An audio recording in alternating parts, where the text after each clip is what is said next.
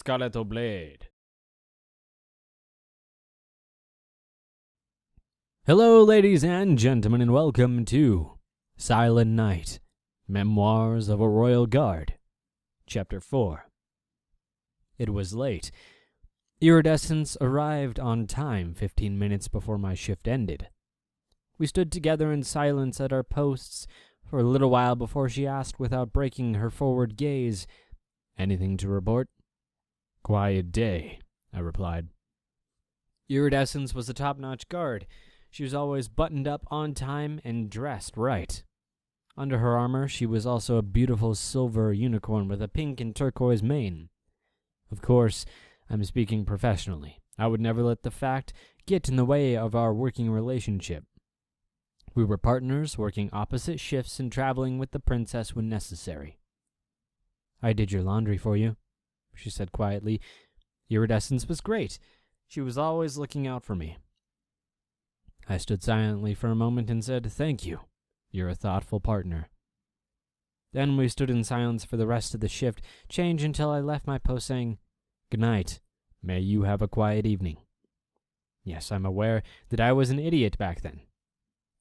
On the way back to our room in the barracks, I bumped into Captain Shining Armor outside. He nodded to me and I returned the gesture with the intention of heading inside. I guess he had something on his mind because he called me by name. "Yes, sir," I replied and stood at attention. "At ease. I know you're off duty." Officers. Dad always said that when they're around, even if you're off duty, you're on duty. He didn't raise a fool. "Thank you, sir," I said and relaxed my stance slightly. "How are your things working out for you? You still getting on fine?" I quickly nodded and replied, "Yes, sir." He looked at me for a long moment, as if he was waiting for me to elaborate. I didn't. The captain shrugged and said, "Princess Luna has said very positive things about your professionalism and dedication. She is very pleased with your performance." "She is most kind, sir." Shining Armor sighed slightly. "Listen, Silent Knight, you're an exceptional, excellent guard. As your commander, I'm proud of you. You stand out and you're top-notch. As one stallion to another, I worry a little. There is more to life than the job." I tilted my head. "Sir?" I asked around. "You seem to spend all your time on duty, practicing, doing physical training, or studying. That is commendable, and I am in no way chastising you. I just feel like that sort of a life isn't sustainable." He paused and shifted uncomfortably. "I should know. My little sister was, or maybe still is, the exact same way." He elaborated, and I could tell it was somewhat tough for him. All she did was study her magic and worry about her next test project. It was getting so extreme that her mentor, Princess Celestia herself, stepped in to help her. It was a kind of thing she did. My sister made some friends and even had fun every now and then. He smiled a bit. "So, as a mentor, I hope you'll take my advice. Maybe actually take a day off now and then when you have your days off, okay?" Shining Armor was my mentor? The captain of the Canterlot Guard? Was this a test? He wanted me to work less? It didn't make sense to me. My father had always coached me on keeping my edge and staying focused. I did sometimes wonder about what else was out there, though. Now the captain was telling me to relax a bit, and I shouldn't disobey an order. I also noted he was staring at me, waiting for me in some way acknowledge what he just said. How long had I been standing there in silence? "I understand what you're saying, sir," I started. "Order received. I'll start using at least one of my days off to relax and find something fun to do." The captain laughed and shook his head. "It wasn't an order, Silent Knight, but I'm glad you'll take my advice. Be sure that something fun doesn't look too much like royal guard work," he said before patting me on the shoulder and heading off towards home. "Good night," he called over his shoulder. "Good night, sir," I replied, and headed into the room I shared with Iridescence. We were off shift the next day. When she got back from her watch, I'd ask her what to do. She knew more about these things anyway. Maybe we could go for a run together. No, that was too much like training. Sword fight? No. Archery? No. Darn. Hat shopping? Yes, we'd go hat shopping. When I got to our room, I noticed that Iridescent's bunk was perfectly made. I set her pillow and accessories aside carefully and remade it for her. It was exactly how the manual stated. I replaced the pillow and then set her stuffed animal wolf in front of the pillow. It wasn't regulation, but it made her smile, and the officer never seemed to mind little personal touches. I straightened up our room and put away all the fresh laundry she had done and left on my bed for me while I thought about shopping. I really didn't want to do that. I'm not a big fan of my helmet, much less hats. Plus, spending bits on something silly didn't make sense. Almost all my money went back home to my parents. Without Dad being able to work, my sister and I did everything we could to make them comfortable. Tomorrow was going to be awful. I hate hats. You want to do what? Iridescent said to me before placing a hoof on my forehead and checked my temperature. I lightly pushed her hoof away and repeated, Hat shopping. We should go hat shopping today. Why? She asked, still eyeing me as though I was crazy. I took a moment to explain things and what happened the night before, and she started to laugh at me, which she may have exaggerated a bit because she fell back onto her bunk. A silent night. He just wants you to relax and cut loose a bit. Do you really want to go hat shopping? With a very definite shake of my head, I said, No, I hate hats. It was the only thing I could think of that wasn't being a royal guard. More laughing. She was actually in tears. Iridescence looked good laughing. Well, typically she looked good doing anything, but she was my partner. No time for unicorn looking. When she finally managed to get herself under control, she said, We can have fun and not go hat shopping. We can? I asked. Yes, we can. Good Celestia. Didn't you ever have fun as a colt? I quickly nodded. Of course, I trained with my dad. I was on teams in school, things like that. Iridescence gave me a look that seemed to border between mild amusement and pity. I had never seen it before, and it unnerved me. I have a better idea than hat shopping. Why don't we go out to the country, have a picnic, and watch the sunset? Would you like that better? She asked. I would, which was extremely true. Good, she said, and closed on me. The unicorn met eyes, and then they narrowed a bit. I was going to ask you to get food, but I'm worried you go to Chow Hall or something. I'll handle that.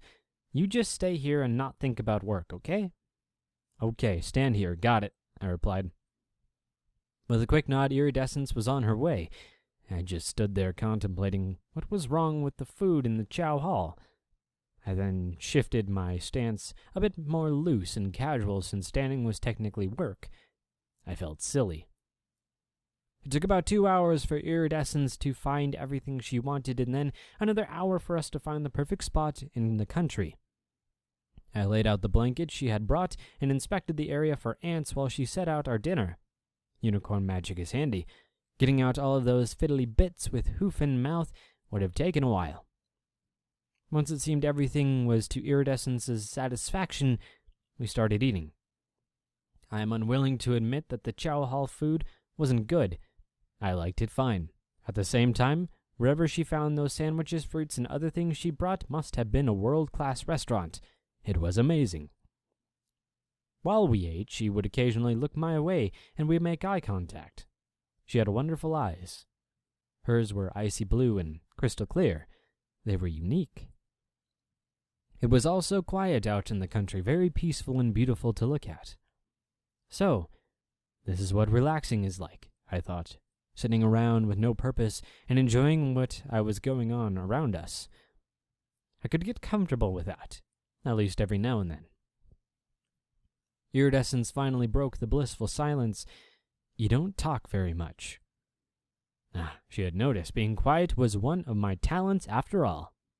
I had nodded in agreement and said thank you, which was evidently not the correct or expected answer. Thank you, she repeated. You're proud of not talking much? I tilted my head and said, I am. Should I not be? I was always told a good guard keeps quiet, speak clearly when spoken to. It isn't polite to brag, but I'm probably the best pony at being quiet." My unicorn partner laughed again, which was good. She shook her head. "You know that you don't have to be a guard 24 hours a day, 7 days a week. You can just be Silent Knight when you're not in the armor." It seemed like a lot of people had given me advice on not being a guard. I was starting to question if I had been doing something wrong. I understood what iridescence meant, though. There is more to a pony than the job, my mother had said. Dad always said free time could be used to get a leg up on the lazy. They never agreed on that sort of thing. I ate my tiny sandwich and said, "I'll talk to you. What do you want to talk about?" "I'm honored," Iridescence said, with a slightly teasing tone. "Why don't we start with something easy?" She pointed a hoof at my flank and said, "How did you get your cutie mark?" My cutie mark was somewhat obvious, but also somewhat a mystery to me. At least, when it first appeared on my flank, it was a silver sword in a light blue crescent moon. I thought back and said, "I used to carry a wooden sword and pretend I was a great warrior, even before I knew anything about wanting to be a royal guard. My older sister, Winterspear, would pretend to be a villain and we'd spar like ponies in adventure stories. She always wanted to be the bad pony for some reason. Most of the time she would defeat me easily. She was 4 years older after all. One winter, however, I had a growth spurt and ended up being large for a colt. We were playing a game when I was trying to rescue a princess that was my sister, the evil queen, had hidden away. I guess the climax of our little adventure tale, there was a sword fight. Instead of her winning, I did. I bopped her on the snout with my sword, and she dropped hers. I won. My cutie mark appeared right then. The sword makes sense, but I never understood the moon." Iridescence was wide-eyed. I asked nervously, "What?" "You just said more swords in the last 5 minutes than you said in the entire time we've been partners," she said, with a laugh. "Clearly, you were just destined to protect Princess Luna." I thought that over. Could that have been it? I didn't think so. I never really believed in fate. Besides, I got my cutie mark while Princess Luna was still trapped in the moon. It was somewhat convenient and coincidental, though. "Maybe," I said. "Thank you for not agreeing to buy hats with me. This is much more fun." Iridescence smiled at me and scooted a little closer. "You're welcome," she said. We sat quietly, ate the rest of our dinner, and looked out to the west. It was just about time for the sun to set, and I thought about how it was weird that I had never paid it much mind.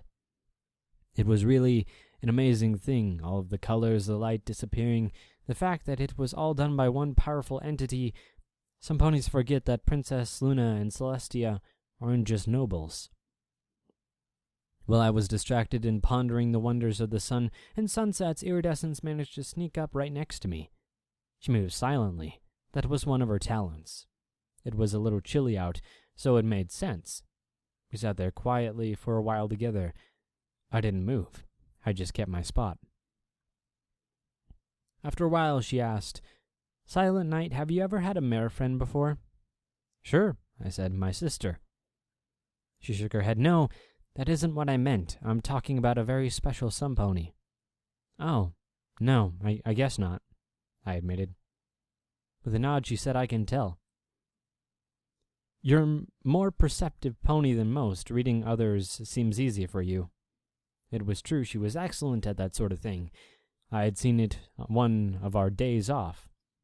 Usually I just stood beside her while she did all the talking. Even an unperceptive pony would notice, she said with a quiet laughter. "Ah," I said, contemplating that. Iridescence wouldn't lie to me, and I valued her insight. If she said it was so, it was probably true. Well, I was thinking, we just sat there quietly for another hour until it was time to head back. I liked relaxing. I made a note to do that more often. Well then, I hope you guys have had a wunderbar day. And I quite like this fic. Peace off.